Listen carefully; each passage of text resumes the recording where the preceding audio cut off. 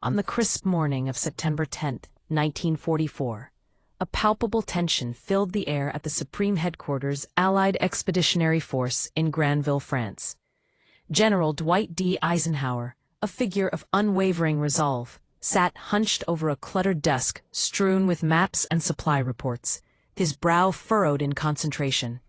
Outside, the distant sounds of military trucks rumbling along dusty roads and the chatter of soldiers blending with the earthy aroma of freshly churned soil reminded him of the urgency of the moment. The news from the front was both exhilarating and alarming. The Allied forces had surged forth from Normandy, liberating Paris and sending German troops into retreat. Victory felt tantalizingly close, yet a dark cloud loomed over the momentum gained. With his fingers tapping rhythmically against the wooden surface of the desk, Eisenhower's mind raced. Supplies were dwindling, fuel was becoming scarce, and ammunition stocks were rapidly depleting. The forces he commanded were advancing at an astonishing pace, stretching their logistical capabilities to the breaking point. He envisioned the troops, weary yet determined, marching farther from their supply bases on the Normandy beaches. He could almost hear their footsteps echoing in his mind. Eisenhower knew he stood at a crossroads, faced with a monumental decision that could alter the course of the war. Should he distribute supplies evenly among the advancing armies, ensuring every soldier had the means to continue the fight? Or should he concentrate resources on one army, potentially unleashing a focused thrust into Germany? The weight of leadership pressed heavily on his shoulders. Among his most vocal critics was British Field Marshal Bernard Law Montgomery, who commanded the 21st Army Group. Montgomery, with his sharp, piercing gaze and commanding presence, had been a relentless advocate for prioritizing his forces. For weeks, he voiced his opinion that a concentrated push through Belgium and Holland could lead to a decisive victory by Christmas 1944. His confidence was infectious, yet Eisenhower sensed the underlying tension. Not all American generals shared Montgomery's vision, particularly the brash General Omar Bradley, who led the U.S. 12th Army Group. As Eisenhower recalled the furious debates over strategy, he could almost hear the heated arguments. Words flung like grenades as Bradley and Montgomery clashed in fervor. Patton's insistence was particularly fervent.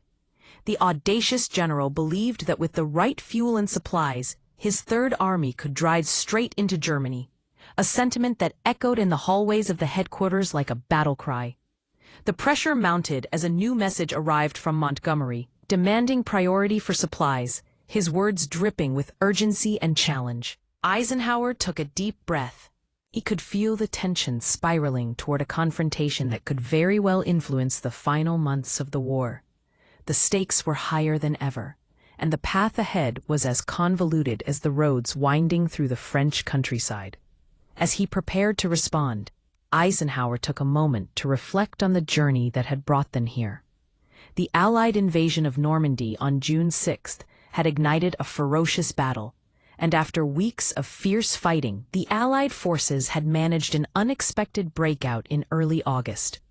Operation Cobra was a testament to their resilience, shattering German defenses and opening the floodgates for the rapid advance across France.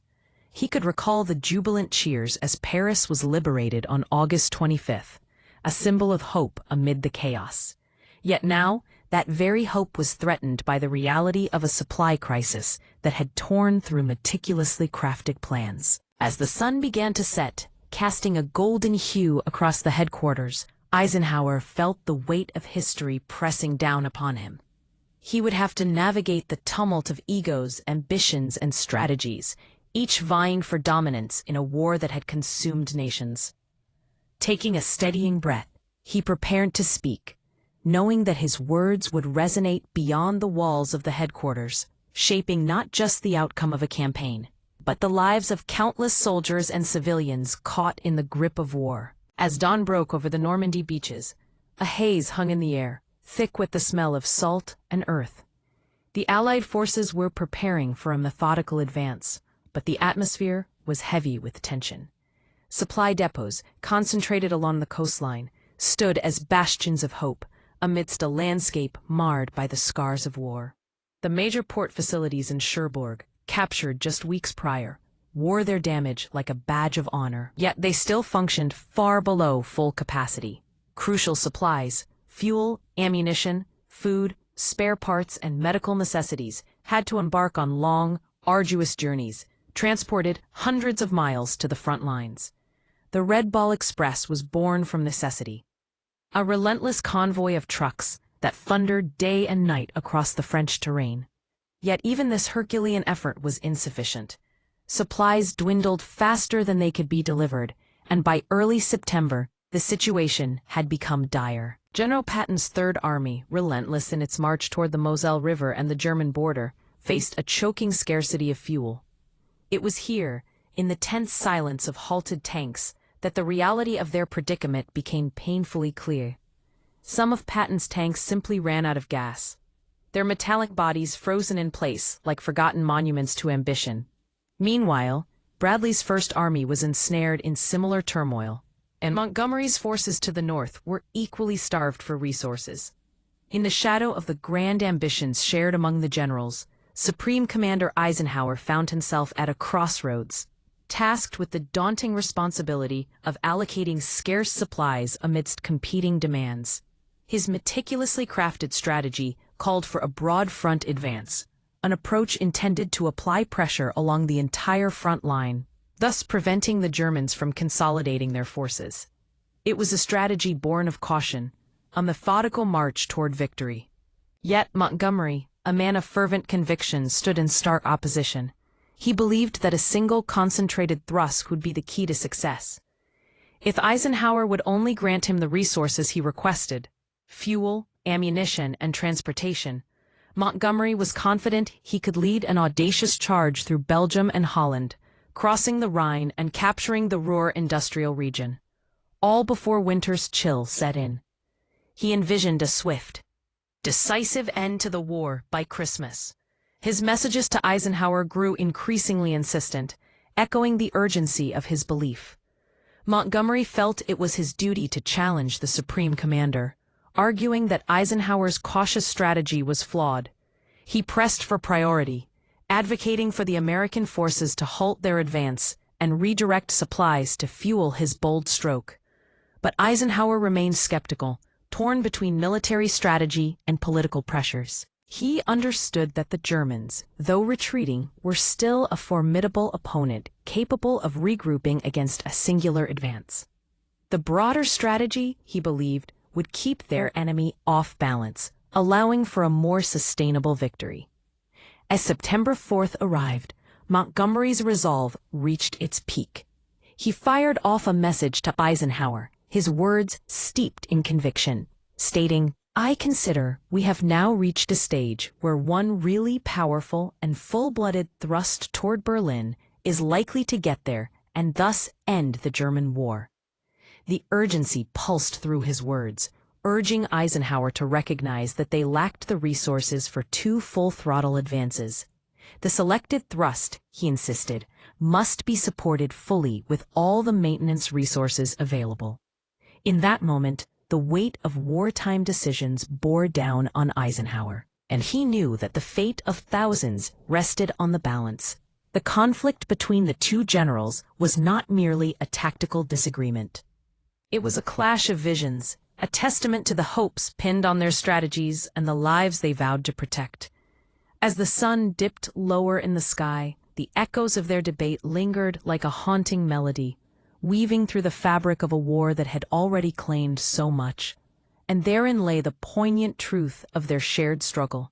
Every choice could mean life or death, and in the theater of war, there are no easy answers. On a brisk autumn morning in September 1944, the air was thick with tension as two of the greatest military minds of the time were about to face off at Brussels airport. The sun hung low in the sky, casting long shadows over the tarmac, where the hum of engines and the distant clatter of military vehicles served as a backdrop to a looming confrontation. General Montgomery, a man known for his unwavering resolve and commanding presence, stood with maps spread across a table, his brow furrowed in determination. He believed wholeheartedly that a single powerful thrust toward Berlin could end the war swiftly. Eisenhower, on the other hand, with a knee injury that throbbed with every movement, represented a broader, more cautious strategy. He knew the German forces had been battered, but were not yet defeated.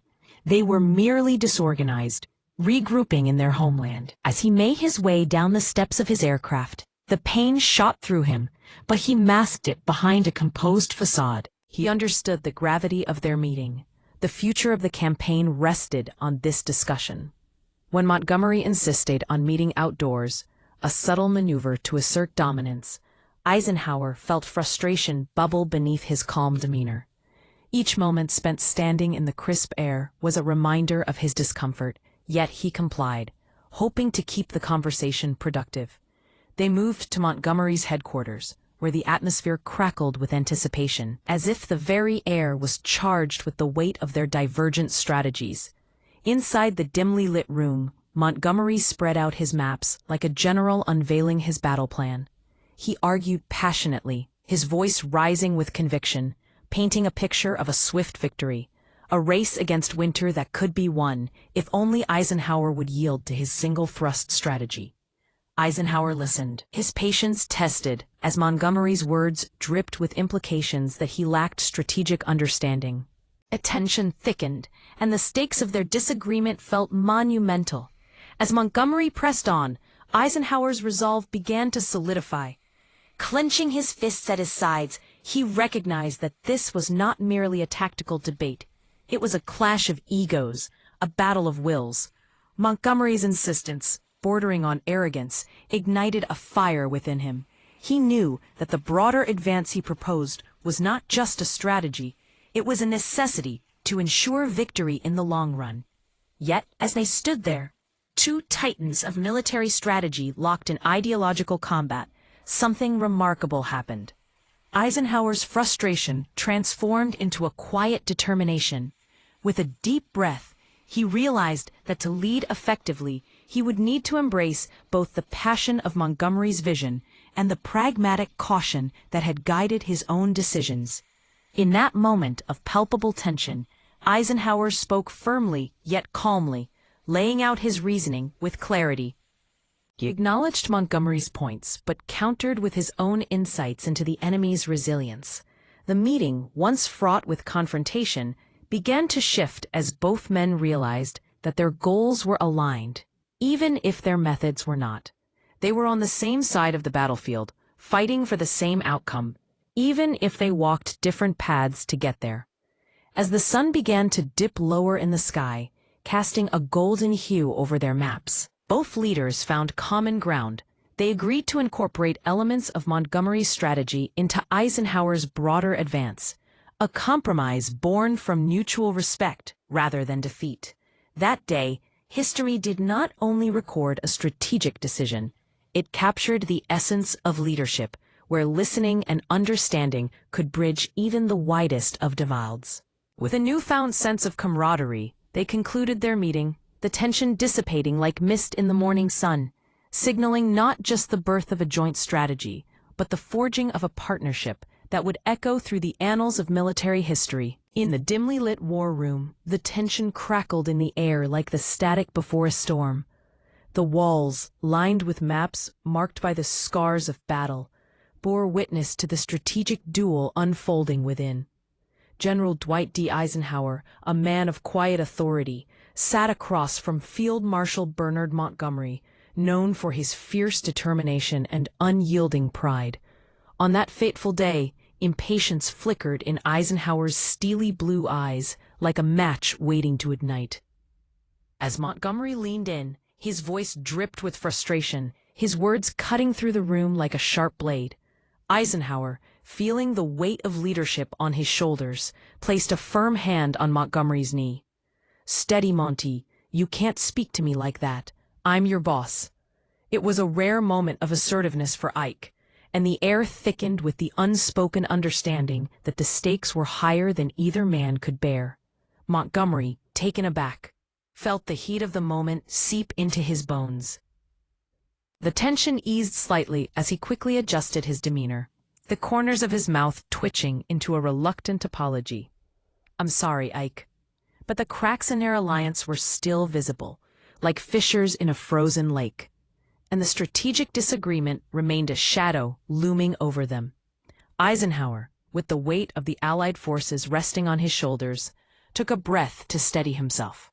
He laid out his vision, the broad front strategy, a symphony of coordinated advances that required cooperation rather than isolation. "All Allied armies will advance together," he stated, his voice unwavering. "No single commander will hoard supplies to the detriment of others." The room fell into a contemplative silence as each man weighed the implications of Eisenhower's words. Yet behind Montgomery's steely exterior lay a flicker of hope. Eisenhower, recognizing the importance of compromise, extended an olive branch.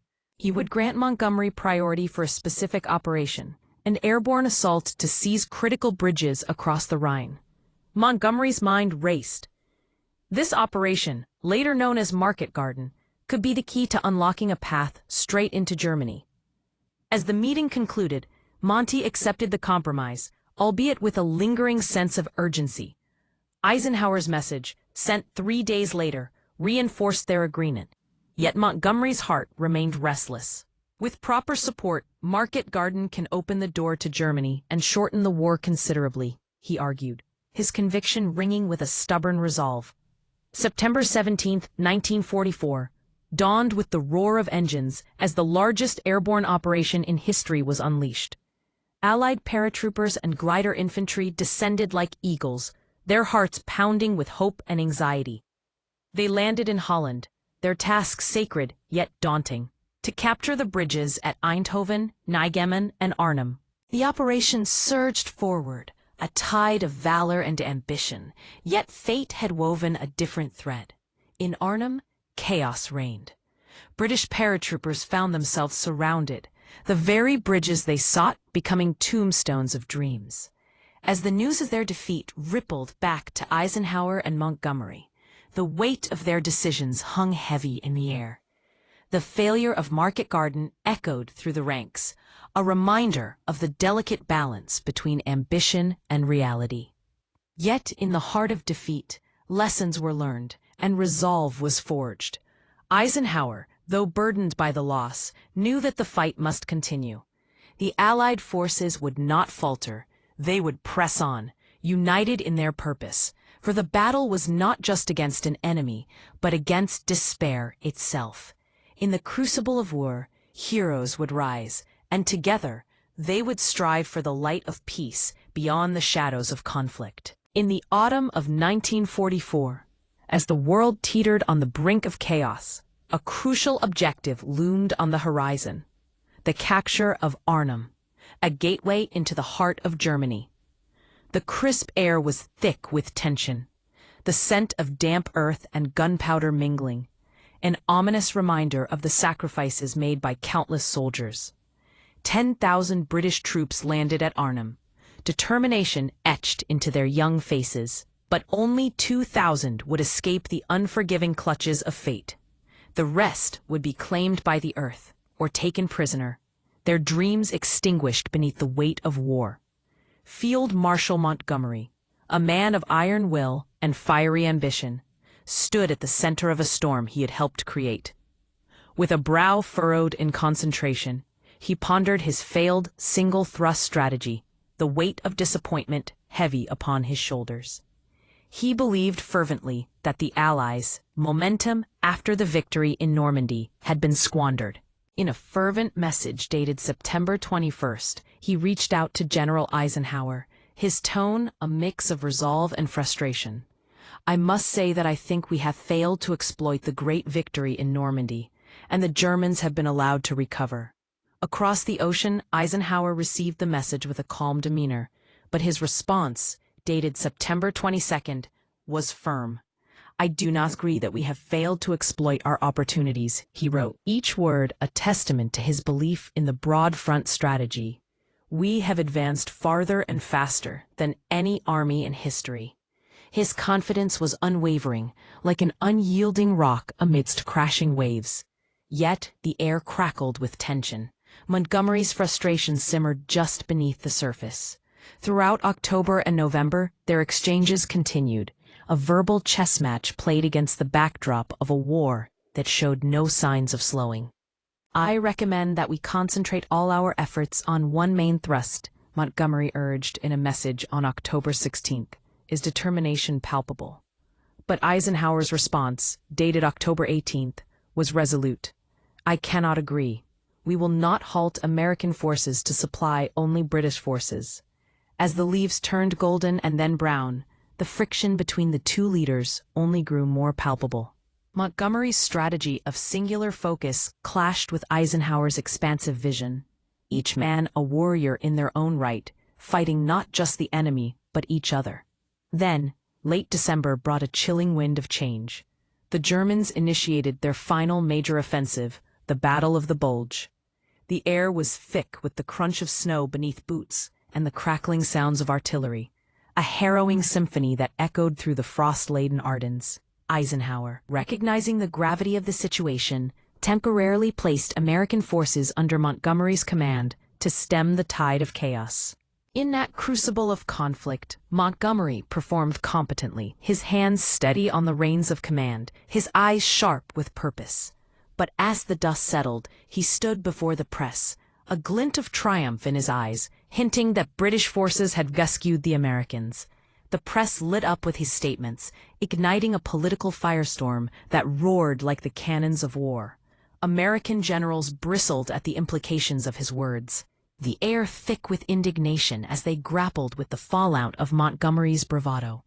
The tension between two great leaders, each a titan in their own right, reached new heights, a palpable reminder that as the world lived through the horrors of war, the battles between men were just as fierce, just as consequential. As winter gripped the land, the struggle for strategy continued, a war not just of arms, but of ideals, where each decision could tip the balance of history itself. In the cold, dark winter of 1945, tension crackled in the air like static before a storm. The grand halls of Allied command were filled with whispers of discontent and the heavy weight of unspoken words. Bradley's face was flushed with fury, his hands clenched tightly at his sides as he confronted Montgomery. "If you aren't disciplined for your remarks, I will resign," he thundered, his voice echoing off the cold stone walls. Patton, with his characteristic bluntness, added fuel to the fire, insisting that Montgomery be dismissed altogether. Eisenhower, the steady anchor amidst the chaos, felt the weight of the world pressing down on him. He knew that every decision could tip the scales of war. With a firm resolve, he stepped into the fray, sending Montgomery a sharp message laced with authority and urgency. The room grew quiet as Eisenhower's words hung in the air like a looming storm cloud, demanding retraction and an apology. Under the pressure of his peers and the gravity of his own conscience, Montgomery finally relented. On January 10, 1945, his fingers trembled slightly as he crafted his apology. "I am very distressed that my remarks at the press conference have been so misinterpreted. I had no intention of belittling the American effort. Please accept my apologies." His words dripped with sincerity, yet behind them lingered a stubborn belief that gnawed at him like a hungry wolf. Eisenhower accepted the apology, but the underlying tension remained palpable. He made it clear that incidents like this could not happen again. The alliance depended on mutual respect and cooperation. Emotional scars ran deep as they navigated through turbulent waters, the failures of Market Garden, the post-Bulge controversy, and the lingering doubt of whether Eisenhower's broad front strategy was indeed the right path. Historians would later debate the merits of Montgomery's single-thrust strategy versus Eisenhower's cautious approach. Montgomery's fiery conviction clashed against Eisenhower's pragmatic caution, and as the winter months dragged on, the war continued to grind forward with an intensity that left no room for error. Montgomery believed fiercely that his vision could lead them to victory swiftly, but when the opportunity arose with Market Garden, the operation faltered. The bitter taste of failure validated Eisenhower's skepticism, and the grim reality settled in. A concentrated thrust into German territory would not guarantee success. As the seasons changed and spring breathed new life into the battle-scarred fields of Europe, Allied forces advanced steadily. The air was thick with anticipation as American troops crossed the Rhine in March, triumphal shouts echoing across the riverbanks. British forces followed suit, and by April, they found themselves deep within Germany's borders. The war, a relentless tempest, finally came to a halt on May 8, 1945, with the unconditional surrender of Germany. Yet the war's end could not mend the rift between the two leaders. In his memoirs, Montgomery continued to argue that had his single-thrust strategy been adopted, the war could have ended sooner. Eisenhower, in his own writings, staunchly defended his broad-front strategy, citing the dangers of allowing the German forces to concentrate their strength. The German is never so dangerous as when he has been able to concentrate a strong reserve, he wrote, his conviction unwavering. In the quiet aftermath of war, as the dust settled on the battlefields and the world began to heal, the shadows of their conflict lingered. Montgomery's defiance and Eisenhower's steady resolve had shaped the course of history, each believing deeply in their vision. The echoes of their struggle would resonate through time, a poignant reminder of the delicate balance between ambition and collaboration in the face of adversity. In the autumn of 1944, the air was thick with tension, a tension that hung over the war-torn landscapes of Europe like a shroud. The fields of Belgium, once vibrant with color, now lay muted under a sky that seemed perpetually overcast. It was in this somber setting that a crucial conflict unfolded, one that would shape the course of history. General Dwight D. Eisenhower, a figure of quiet strength and unwavering resolve, stood firm against the pressing demands of his counterpart, General Bernard Montgomery. A sound of distant artillery fire echoed in the background, a grim reminder of the urgency surrounding their operations. Montgomery, known affectionately as Monty, was a man of ambition and brilliance, his eyes shining with tactical genius. Yet, that very brilliance often led him to push the limits, a trait that would soon come to a head. The day of their confrontation was marked by a chill in the air, as if the very atmosphere was bracing for a storm. Eisenhower, calm and composed, received Montgomery's demands with a blend of patience and frustration. "Steady, Monty, you can't speak to me like that.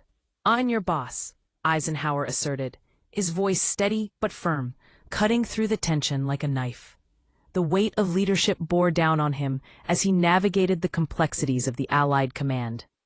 The words of the document he later penned echoed in his mind, reflecting his unwavering commitment to the alliance. "I cannot agree to halt all other operations to support a single thrust." Their exchange was not merely a clash of wills. It was a crystallization of their relationship, two leaders at the precipice of a monumental decision. Eisenhower believed in the broad front strategy, a methodical advance that required unity and cooperation among the Allies. Montgomery, however, was consumed by the desire for a singular, decisive victory that he believed would turn the tide in one bold stroke. As the days passed, the weight of Eisenhower's strategic vision grew heavier. He knew that the current supply situation was temporary, yet the pressure from Montgomery pressed down on him like a looming storm cloud.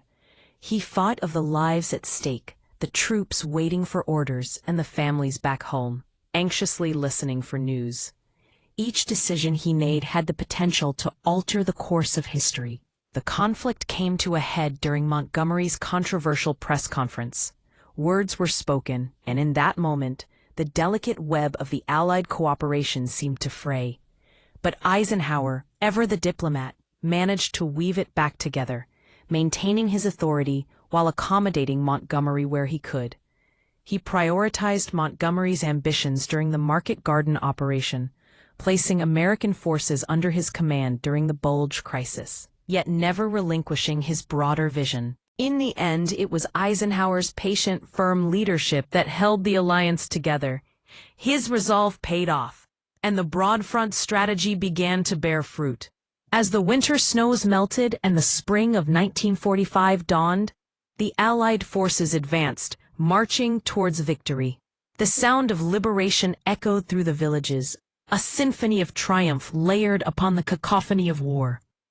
Eisenhower and Montgomery's confrontation became a pivotal moment in World War II, a testament to the delicate balance of leadership and strategy. History would remember them not as rivals, but as men who, despite their differences, ultimately worked towards a shared goal. As the dust settled and the war came to an end, the landscape of Europe began to heal, and the shadows of conflict slowly receded, replaced by the promise of peace. Victory was claimed not just through might, but through the enduring strength of cooperation, respect, and resolve.